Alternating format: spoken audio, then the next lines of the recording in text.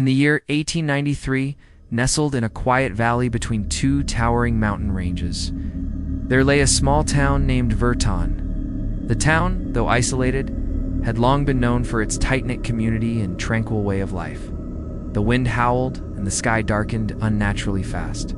At first, the townspeople thought it was just another storm, something they had seen 100 times before. But when the first drop of rain fell, it wasn't clear, and it wasn't water. It was crimson, a deep, unsettling red that stained the earth beneath it. The people of Verton lived simple lives, tending to their farms and attending weekly church services. Mrs. Calloway, an elderly widow who lived near the church, stepped out of her home to find the streets soaked in what looked like blood. She gasped in horror, clutching her chest as the foul liquid splashed against her shoes. The sky rumbled with an unnatural growl, and the rain continued to pour, turning the once vibrant town square into a macabre scene. Little did they know, their peaceful existence was about to be shattered by a force more terrifying than they could ever imagine. It all began one late autumn evening. The sun had set behind the mountains, casting long shadows over the town when an ominous storm began to brew in the distance. The first scream came from the town square. Word spread quickly. Soon, the entire town was gathered in the square, staring at the rain now falling in sheets of blood. Panic spread like wildfire. The townspeople didn't know what to do. The local priest, Father Thomas, tried to calm everyone, claiming that this was some form of divine judgment, a test of faith. But as the rain persisted, something darker began to unfold. The blood wasn't just staining the streets. It was seeping into the soil, turning the crops and livestock into grotesque, diseased versions of themselves. The land itself seemed to reject the town, as though it was punishing the people for a sin they had long since forgotten. As the blood rain continued for days, strange occurrences began to plague the town. At night, the sound of footsteps echoed through the streets, but no one could be seen walking. Shadows moved in the corners of buildings, and the temperature dropped to unnatural lows. Inside, he prayed fervently, calling upon God to lift the curse. But as he prayed, he was interrupted by a loud thud from outside the church doors. The ground trembled, and a deep, guttural voice echoed through the hall.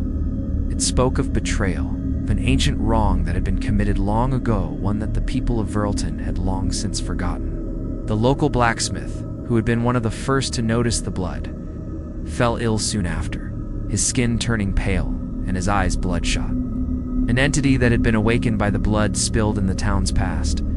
It had risen from the depths of the earth, and now it sought its vengeance.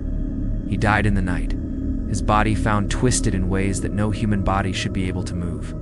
The following day, more townspeople fell sick, showing signs of a mysterious illness. Those who drank the water or touched the rain-soaked earth began to lose their sanity. Their eyes would roll back in their heads, and they would speak in tongues, as though something otherworldly had taken root inside their souls. Whispers began to spread that the blood rains were no natural phenomenon.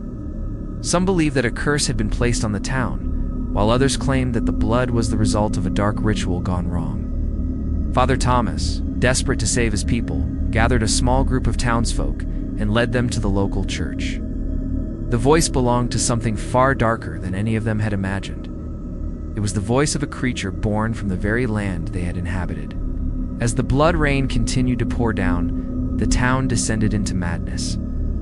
People who had once been normal, upstanding citizens were now raving lunatics, driven mad by the unrelenting curse. He believed that in order to break the curse, they would need to confront the creature that had risen from the earthen entity that had long been buried beneath the town. And a former soldier named Gregory, Father Thomas, ventured into the heart of the forest surrounding Verton, searching for the creature that had cursed their land. They carried torches and weapons, but they knew that these were mere tools. The real battle lay in confronting the ancient evil that had been awakened. It was the only way to stop the blood rain and save the remaining townsfolk. The town square became a battleground, with groups of townsfolk fighting against one another, accusing each other of being the source of the curse. The local militia, once a force to be reckoned with, was now reduced to a disorganized, terrified mob. The walls of the town seemed to close in on them as the blood began to pool. The once beautiful homes were now covered in a layer of dark red. Father Thomas, now desperate and terrified, gathered the last of his strength and made a bold decision. Together with a small group of survivors, including the town's blacksmith's son, a young woman named Amelia, as they ventured deeper into the forest, the rain grew heavier, and the blood began to seep into the very trees. The path was slippery with the red liquid, and strange figures seemed to move in the shadows. In the center of it stood a massive, ancient stone altar, long forgotten and overgrown with vines. The altar was covered in blood, the very same blood that had been falling from the sky. As they approached, a low growl filled the air, and the ground trembled beneath their feet. The creature, half human, half beast, emerged from the shadows, its eyes glowing with malice. The air grew thick with the stench of decay, and every step they took seemed to echo through the silence, warning them of the horrors that awaited them. Finally, after what felt like an eternity, they reached a clearing. The creature that emerged from the shadows was unlike anything the group had ever seen. It was massive, towering over them, its body twisted and grotesque, its skin covered in dark, pulsating veins. Its eyes glowed with an unnatural red light, and its mouth was filled with rows of razor-sharp teeth. It moved with an unnatural grace, as though it was part of the very land itself. Father Thomas, shaking with fear but resolute in his mission, stepped forward. "We have come to end this," he said, his voice trembling. "The curse that has plagued this town must end. Your reign of terror will stop." The creature let out a deafening roar, the ground beneath them cracking as it advanced toward them. "You do not understand," it growled, its voice low and filled with ancient bitterness. The creature fought fiercely, its every movement calculated and deadly. The group of survivors fought with everything they had, but they were outmatched. It was clear that the creature was more than just a physical being. It was a manifestation of the curse itself. A creature born from the sins of the past. The curse was not mine to create, but yours to bear. Her heart was filled with rage and determination, knowing that if they did not defeat the creature, there would be no future for her people. With a final, desperate act, she hurled a sacred relic, a small, ancient dagger blessed by the church, into the creature's chest.